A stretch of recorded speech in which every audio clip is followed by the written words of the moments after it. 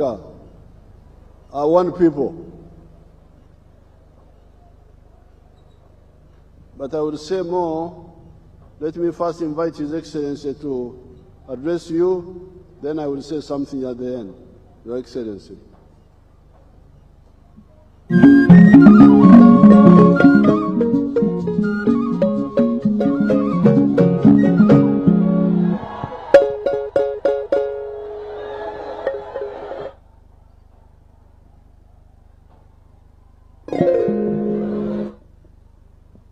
Thank you very much, Mr. President.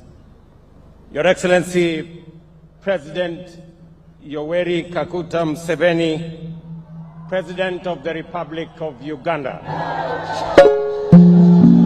Dr. Narendra Raval Guru, Chairman of Deski Group of Companies, Your Excellencies, ladies and gentlemen, our brothers and sisters, the great people of Uganda, hamjambo.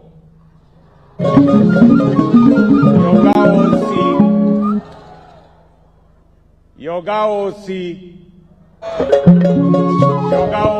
kere ingarete osi emuria koliai. It is my singular honor to preside over the launch, together with my elder brother, President Museveni, on the launch of the vertical integrated steel industry project here in Tororo, eastern Uganda. We convene here not just to convene a factory or commission a factory, but we usher in a new, audacious chapter in Africa's industrialization ambition. This project is the outcome of visionary leadership, daring entrepreneurship, and enduring partnership between the private sector and our two governments. It reflects a collective commitment to sustainable development, regional integration, and the pursuit of transformative impact for our present and future generations. Your Excellency, I take this opportunity to congratulate you on this remarkable milestone and to commend your steadfast commitment to industrialization and championing transformative investments. The testimony by the chair of DEFCI Group of Companies of your commitment, of your encouragement, of your foresight on the establishment of this investment is a clear testimony of your leadership in our region. Mr. President, I recall with profound appreciation the discussion we have held on this project since its inception, and most recently during your official visit to Kenya in July this year. In the spirit of our enduring friendship and brotherhood, we reaffirmed our shared commitment to bringing into fruition and to jointly presiding over its commissioning that we do here today. I equally commend my brother and friend, His Excellency Paul Kagame, President of the Republic of Rwanda, whose enduring advocacy for regional integration within the East African community has provided the enabling environment for projects like this one to thrive. And as Guru has said, there is a joint commitment by the government of Kenya, the government of Uganda, and Rwanda to continuously encourage investments that are transnational and that are regional, like this one. As a region and a community, we recognize that the sum of our collective strength far exceeds the power of an individual nation.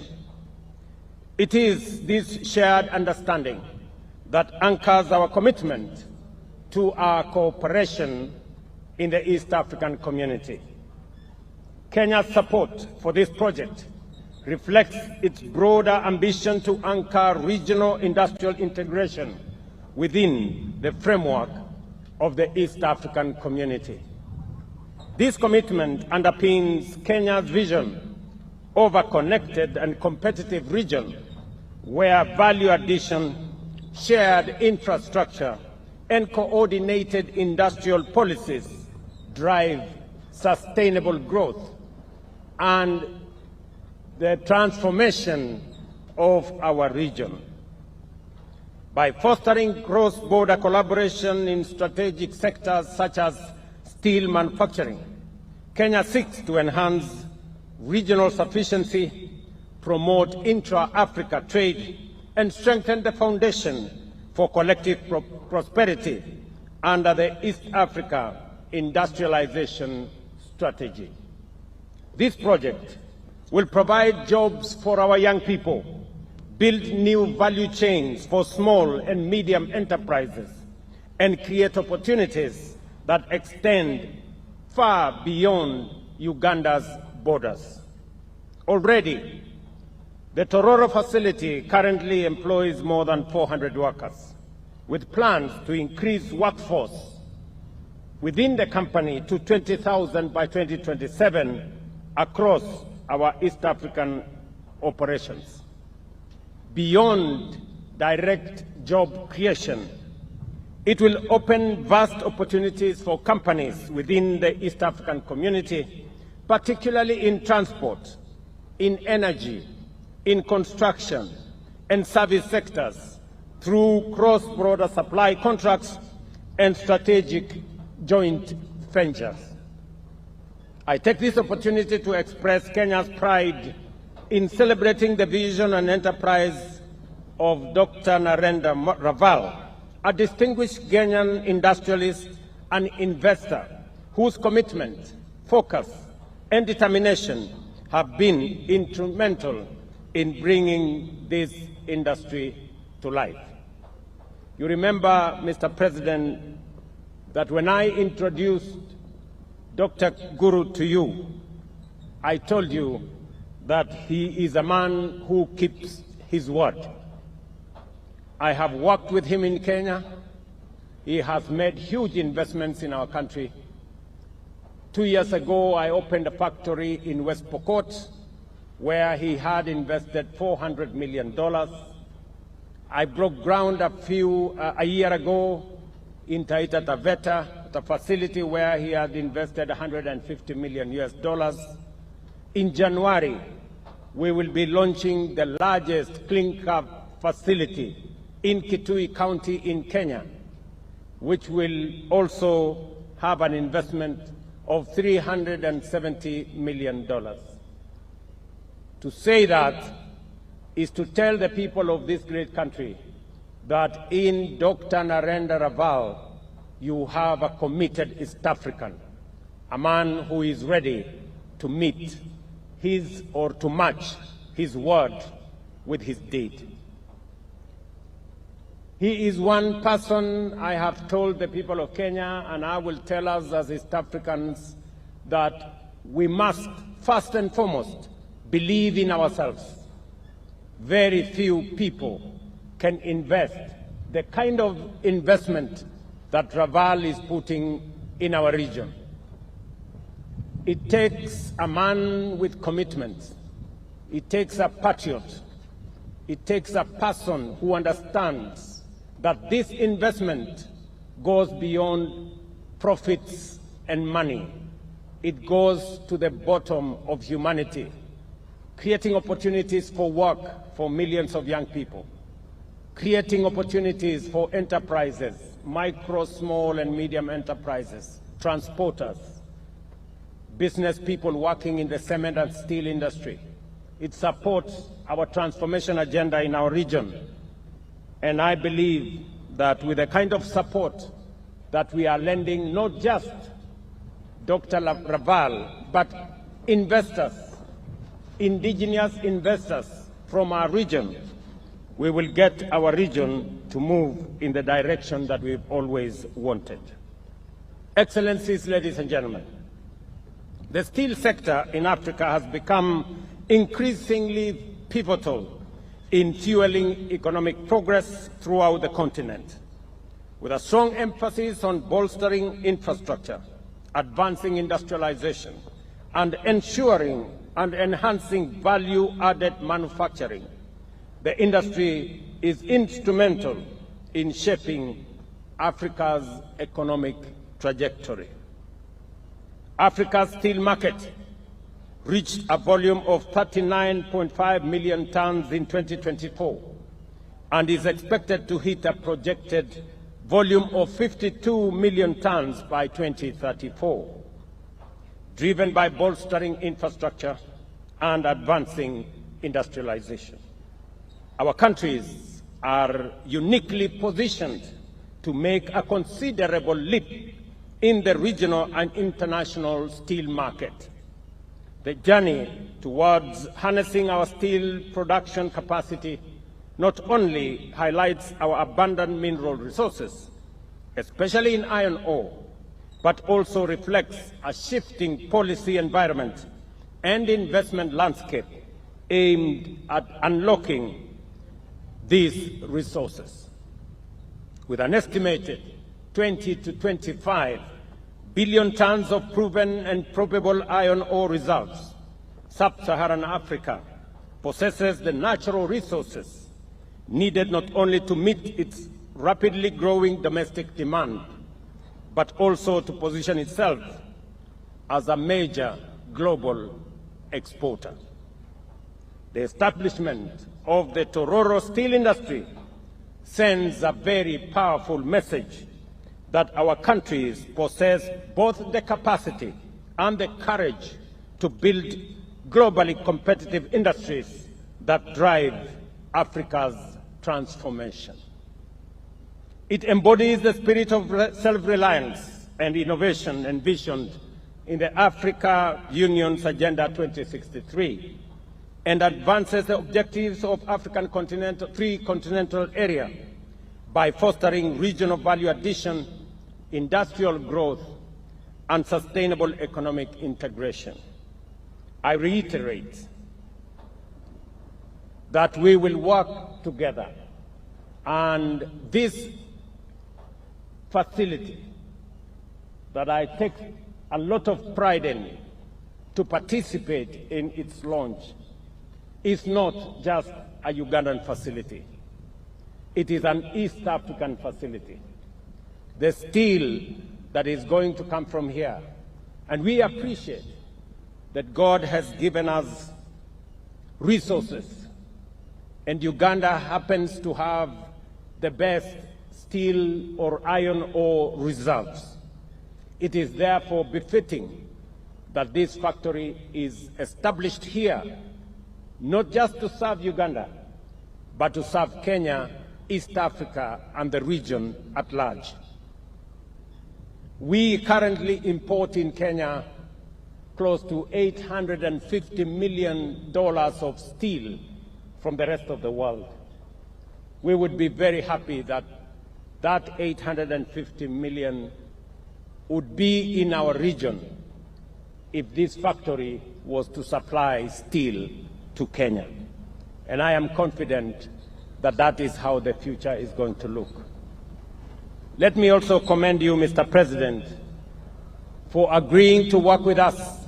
The ministers were in Nairobi last week, and I have given them appropriate guidance on the need for Uganda and Kenya, public and private, to jointly own the Kenya Pipeline Company, the company that supplies or provides the pipeline for supply of fuel into our region.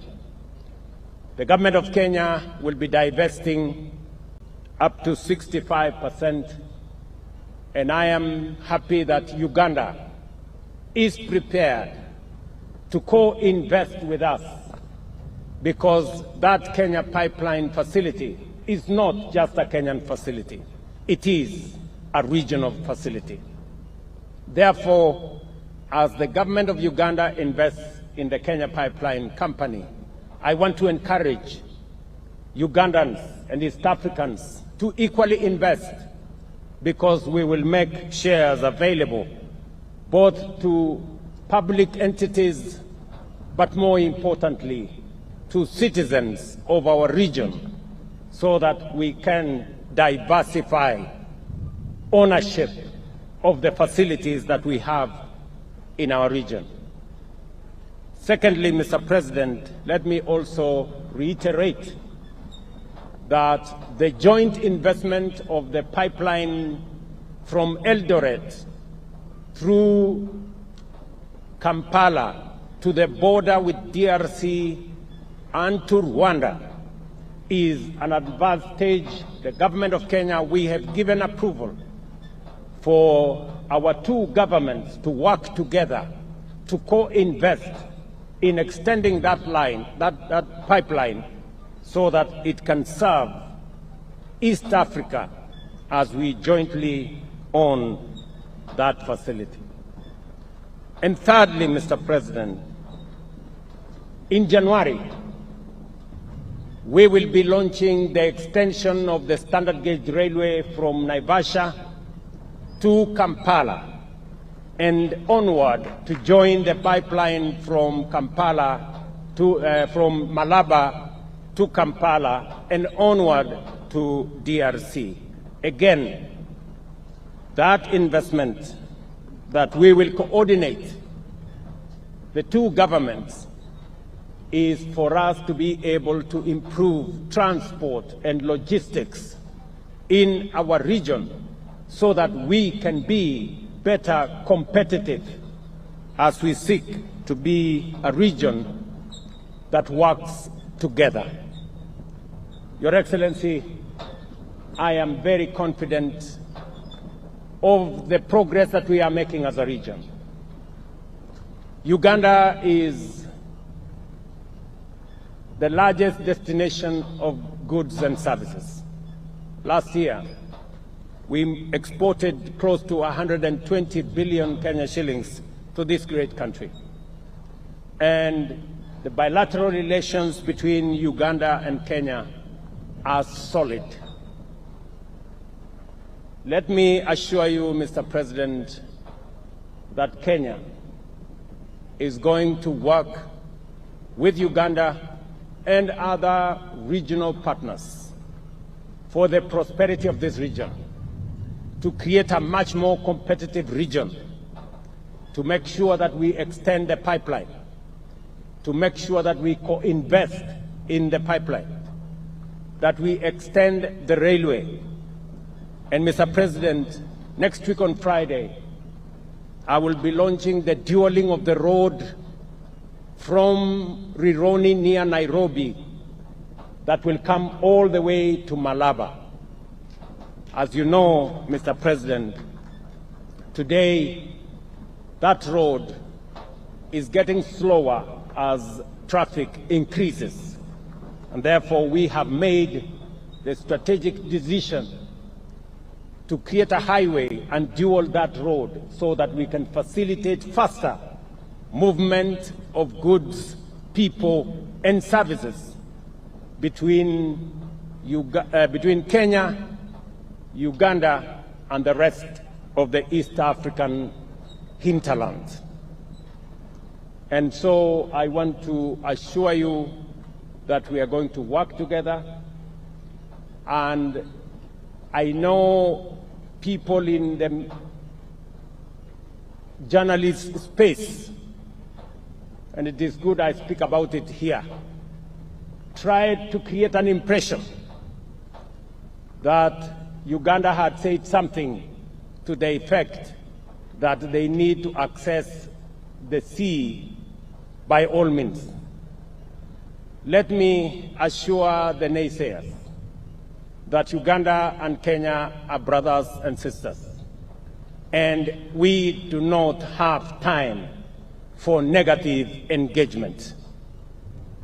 Uganda is assured of the access to the sea through Kenya. And that is why we are not only extending the pipeline, we are also extending the road, and we are also extending the railway, because we believe that this region needs to move as one. For those who want to engage us in negative talk, we want to tell them, please give us a break. We do not have time for negative talk. We have time for progress. We want to work together to create jobs. We want to work together to attract investment. We want to work together to do investments like the one I see here today, the ones we are doing in Kenya and doing in the rest of this region. We want to connect this region so that we can share prosperity, because poverty cannot be shared.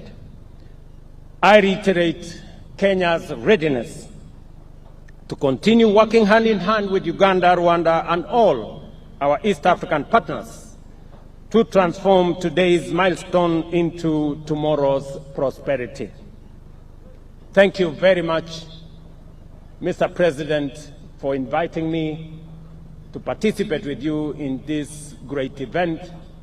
And I want to assure you of the people of Kenya's continued friendship, commitment, and working together for the progress of our region.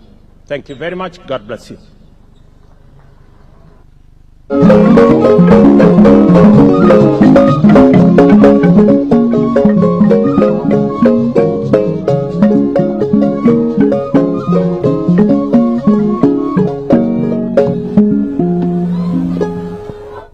His Excellency President Ruto and the visiting delegation, Dr. Guru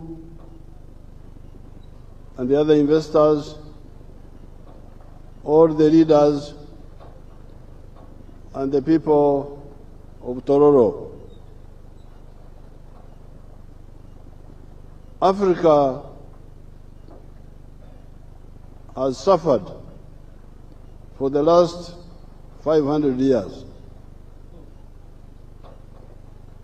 First of all, under the attack of the slave traders and the colonialists. And when we started getting independence, which is 70 years ago, with Ghana, Sudan, we can say that Africa has been betrayed in these 70 years. It is very important for all the leaders to audit and see what's happening. Just now, I asked my staff here to check on the